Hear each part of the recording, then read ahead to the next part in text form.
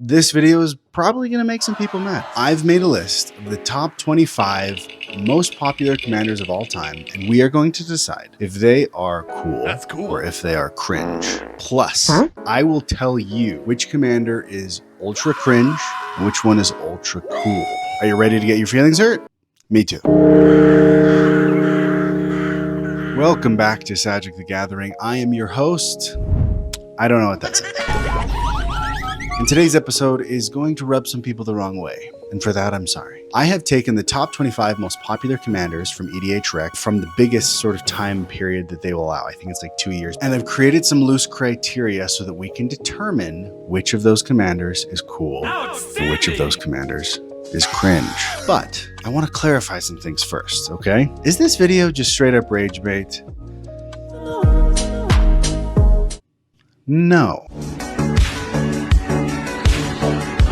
Second, my approach here is not complicated. These decks are here for a reason. They do what they do very well, and a lot of people love them, and I totally get that and respect that. But if I feel like a commander is unfair, unbalanced, boring, very one note, or just trying to stomp and win and destroy people, I am going to call it out. And I promise it's not just me hating on the powerful ones. Also, quick note, this video is not about CEDH. That is a format that's about winning quick and fast combos and punching people in the face. And we're just talking casual, friendly commander here. And lastly, but most importantly, these are just my opinions. And I am what some people would call a village idiot. Hey, dummy. Whoa, you watch your mouth before I show you the back of my hand. Half of the cringe commanders on this list are commanders that I have run and I love. I never want you to stop playing a deck because of something that I or anyone else says. I would rather you run your OP turn 3 winning deck rather than not play it, because this game is about having fun. Are we all good? Good. Let's go make fun of some magic cards. Number 25, Frodo and Sam. Cool.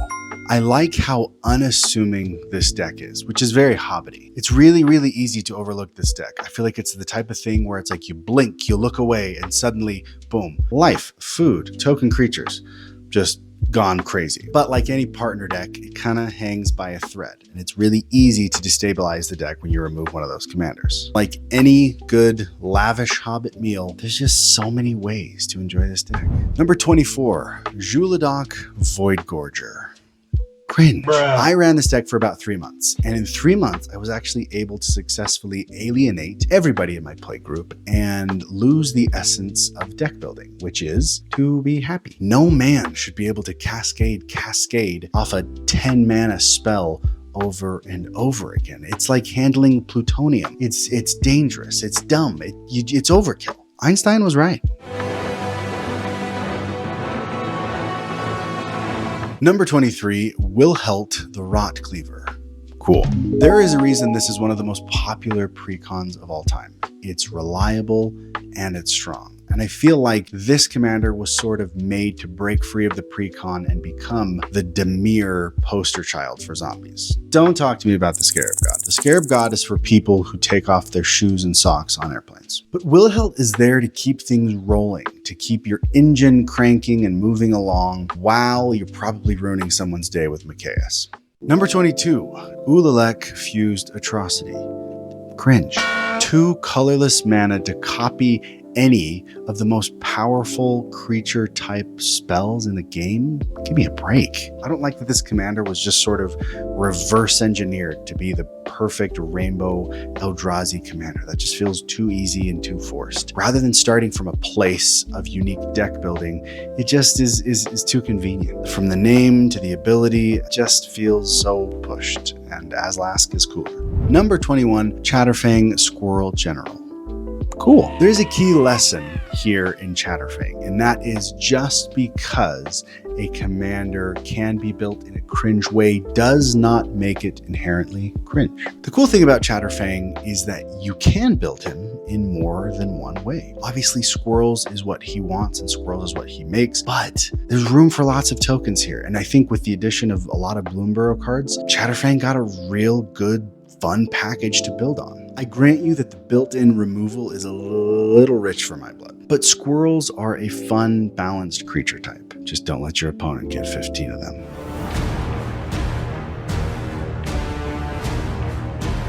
Number 20, Aragorn the Uniter.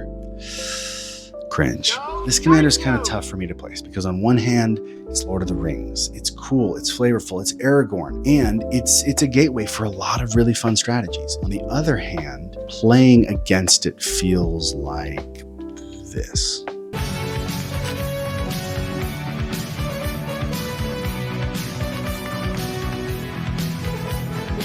If the owner of the deck does anything, they get rewarded. They sneeze, they get a 1/1. They forgot to flush the toilet, they get to scry. Their mom calls them 3 damage. It's oppressive and exhausting to deal with. I'm sorry. 19, Hawkball of the Surging Soul. I've played against Hawkball a lot. In fact, I was the one who recommended that a friend who was getting into Commander buy the deck. And to his credit, he has nailed the deck. He's mastered it. It's amazing to play against.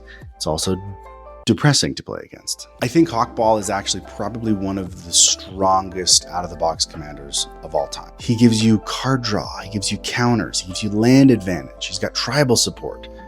He's got everything. The reason that he teeters into cringe territory is because almost every single game with Hawkball ends in the same way. Did I put counters on this guy? Can this guy attack? Did I draw for him yet? It just becomes so burdensome for everyone involved. And for that reason, it's cringe. I'm sorry. I can't deny, he's a powerhouse though. Number 18, the Prismatic Bridge. Cool. That's coolish. This commander is okay. I don't hate it. I struggle with it, but I'm okay if it's the place where you want to put sort of your Rainbow Legends Matter stuff.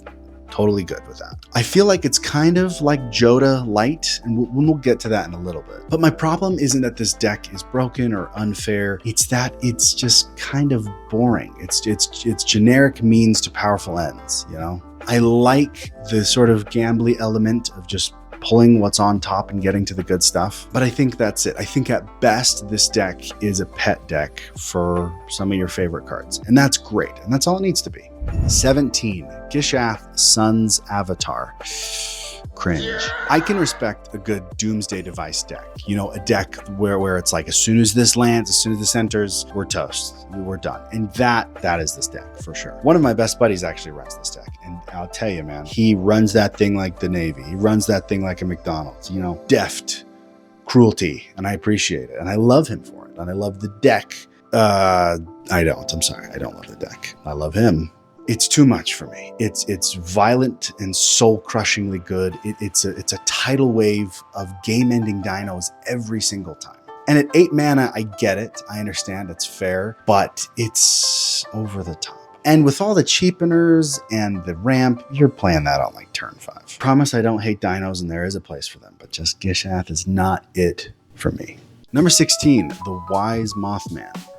Cool. This commander is one where I feel like it's just as fun to play it as it is to play against it. I love the equality. I love that everyone's getting rad counters. And I know that it can very easily become a problem, but it usually feels earned. And the synergies, the dynamic way it's built, it's really fun and unique. I think it's awesome that this card has become so popular as a commander so quickly. And I love showing up to tables where people play Wise Mothman. I think this commander encourages a lot of cool, unique strategies, and I want to see more decks and commanders like this. Number 15, Ishin, 2 Heavens is 1. So cool. Any doubling effect commander is going to be cool in my book. It's open-ended, so it can be as big or as casual as you want to make it. It's a perfect canvas that falls between powerful and chill without getting lost on either side of the spectrum there. Almost every single Magic set has attack trigger cards, so I feel like you can sort of just go through the entire catalog of Magic cards and find what fits your vibe. And I think that's like the dream commander, right? It can be whatever you want it to be. I really love the colors for this. And outside of everything else, this has to have the best name of any commander on this list, right? Number 14, Nekuzar the Mindraiser. Ultra cool. Nekuzar is ultra cool. Why? Because it's simple, because it's evil, because it's fair, and because it's mind gaming. I think like any good group hug deck, the table will welcome it and allow it up to a certain point. And an internal clock will start to go off in everyone's brain where they say, okay, how long am I willing to let this go on? How long am I willing to benefit from this? By the time that your opponents realize that it's gone on for too long, it'll be too late, and the game will be yours. Playing a game with Nekuzar always ends up feeling so cinematic as life totals drop and board states build and cards get drawn. It just feels like such a fun, dynamic game whenever you play against him. There are a bunch of different ways to approach making him as well, which is always good. He's just a breath of fresh air for me. Number 13 is Joda the Unifier. Yeah, cringe. Guys, this deck was one of my favorites. I loaded in all of these wonderfully selected legendary creatures. Man, and it was so fun to watch them erupt from the deck and then swing with an army of 1818s. It was joy. It was euphoria. And breaking it apart was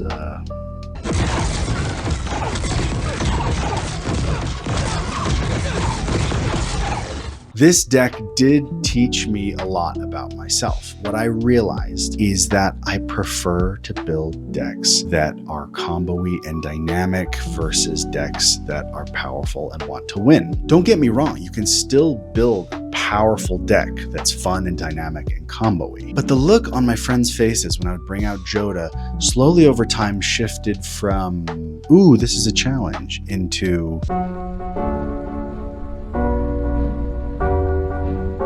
and I could have been okay with just being the archenemy when I played him, but I chose a nobler path of precons and jank, and I'm all the better for it. Number 12, Giada, Font of Hope. Cool. Me liking Giada is evidence that I'm totally okay with powerful commanders. The reason Giada is so cool is because she can do so much and she builds so much momentum as she goes. There's so much support for mono white angels that you can always kind of bring your own vibe to it and you're never going to be limited. And the fun thing is that the deck obviously loves Giada and thrives with her, but it's not debilitated when it loses her if she ever gets removed. I think Giada's a superstar for that reason, and these decks are awesome. Number 11, Mirim, Sentinel Worm. He's cringe. Look, I get it. We have to have a dragon commander. We have to have a place to put all these dragons. I get it. I'm not going to shoot down every dragon commander that exists. But you know what pisses me off about this commander? It's this little, wherever it is, it's the little line of text right there that just, it's excessive. It's gluttonous. It's evil. 2 Atarkas, 2 Clouts, 2 Old Gnawbones, 4 Zack and Wheezies. And my other problem with this commander is that it becomes such a lightning rod for removal in an already very expensive deck, mana-wise. And I just think it's going to be hard to bounce back from removal here in this deck. It's a recipe for disaster, I'm sorry. Number 10 is Kenrith, the Returned King. Cool. I know Kenrith is a springboard for a ton of CEDH decks, but his design actually feels pretty flexible and accessible to build him however you want to build him. Definitely more fun and fair than Aragorn. It does require some setup to really become a threat and really do something, and it can definitely become scary when it gains momentum. But Kenrith is fun. He's threatening without being gross. He's creative. He's not boring. You know, he can do a lot. And I think the thing that's coolest about Kenrith is that he is this perfect reflection of you as a deck builder. It's like this mirror for who are you as a deck builder. And Kenrith embodies that, which I think is a really cool opportunity to really let yourself shine on the battlefield. Number 9, Pantlaza Sun Favored. Cool. Now this is Jurassic Park. Pantlaza is tons of fun. It still packs a lot of value and it still allows you to dump big dinos onto the battlefield and have sort of a unknown cascadey ability going on. But it's in such a balanced way. It still requires you to pay the cost for those big dinos, but you get a little bonus on the way out. It's a great way to go dino crazy without making the table crazy. I think he's your guy if you want to go with the big splashy dinos that won't make people hate your guts. Number 8, Lathril, Blade of the Elves. Cool. Lathril is definitely my favorite tribal commander on this list. She just feels so scrappy and impactful, and I like that the deck sort of demands her to be on the front lines for you to get that late end game sort of payoff that you're looking for. It scales up so well as the game goes on, and it's definitely a threat, and it can be overwhelming, but not in a way that's like, hey, where did that come from? It's a great place to put all your green and black tribal spells. And I think she kind of dances right on the line between overwhelming and reasonable, and you can build her either way, but I think she's really cool. Number 7, Sauron the Dark Lord. Yes, he's cool. Sauron is the newest commander in the top 10 most popular commanders on this list. And I think that's a massive indicator of how impactful and flavorful and fun this commander is. I will grant you that ward ability, that's a real shot to the nards, but I love Sauron's main feature. He builds up a massive creature on everyone else's turn that's undoubtedly a bear when it comes back to the Sauron player's turn. But I love that it's one giant thing to deal with rather than a bunch of 1/1s. That feels more fair and it feels still powerful. The other abilities just add some fun flavor that you can work with for sure. It's oppressive and it's the fun kind of challenging, not the depressing Dark Souls kind of challenging. Number 6, EDHrec, the Tiger's Shadow.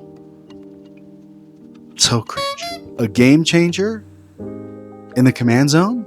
Oh, brother, this guy stinks! There is a reason that this commander is a CEDH mainstay. It should mainly stay in CEDH. It is supremely mean. Getting around the command tax is at best unfair. And for all those people that say, no, my EDHrec deck, it's not broken, it's more chill, I would never add stuff to it. I know that deck talks to you like the Green Goblin mask in the middle of the night. I know you will break, and I know that you will make it broken. It's only a matter of time. Number 5, Kaalia of the Vast. Ultra cringe. Well, here we are. Kaalia is the most cringy commander on this list. And I know that Kaalia is so beloved. I know that she is everything that so many people want in a commander. And I respect that. And I'm so sorry. But let me at least defend myself a little bit on this one. This commander feels like it was designed by those kids, stay with me, on the playground that you play with when you were like fighting or doing like a battle, you would like hit them. And instead of being like, oh, you got me, they'd be like, nope, I have a force field. Actually, I have a jetpack. Yeah, you can't beat me. I win. That's what it feels like. This commander just bugs me because it feels like they took 3 of the most classically strong, iconic creature types and stapled them onto a body and said, here, you can have them for free and they'll already be attacking. They're already going to ruin someone's day.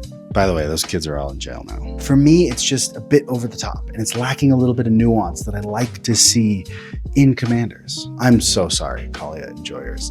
Please don't key my car with your dragon, demon, angel nails, please. Number 4, Krenko Mob Boss.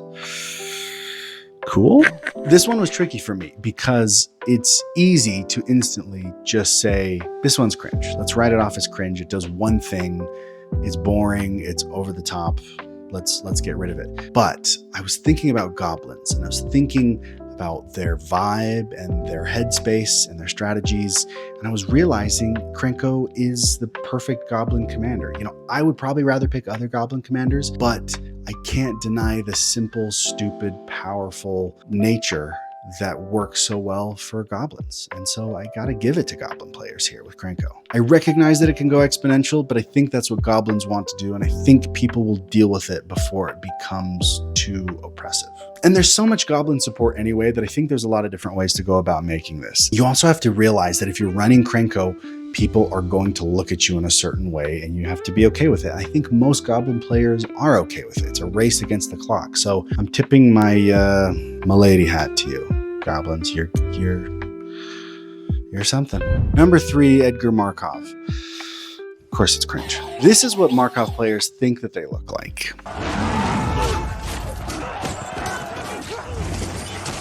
This is what Markov players actually look like. I am Count.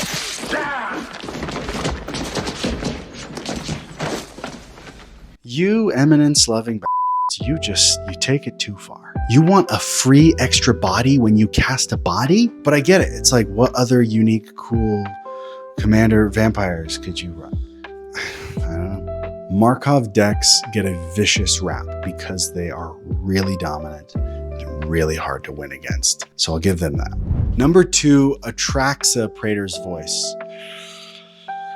Oh, cool.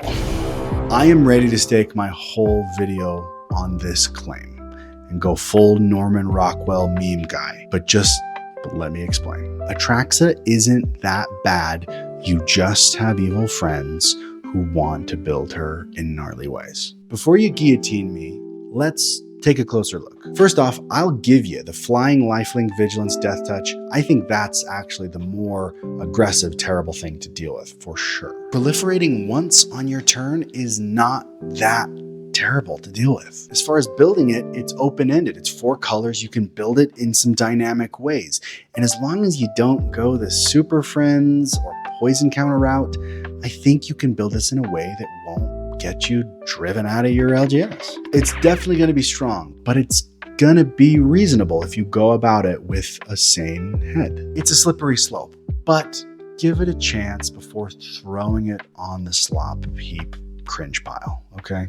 And at number 1, the Dragon. Okay, let's think about this a little bit first. I was very ready to write this off as cringe. I really was. When I was first making this list, I was like, oh yeah, that's an easy one. That's cringe. It's the 10-10 flyer. It's got all the colors. It makes dragons cheaper. You dump them out. Yeah, come on, give me a break. But then I started to read some comments about people that build Dragon decks. I was surprised. The vast majority of Dragon deck runners just want big, dumb, stompy dragons on the battlefield. It's just a vehicle for the pure love of dragons. And to me, that's like as magic as it gets. I just want to play some dragons. It's not about winning. It's not about being sneaky. It's not about being mean. It's just about playing your big, dumb, fat dragon. And I kind of respect that. I get it a lot, actually. It's also a very telegraphed deck that's a little easier to play against because you can kind of see it coming. You can deal with it if it gets too big. And for that reason, I changed my mind, and I think the Dragon is kind of cool. We made it.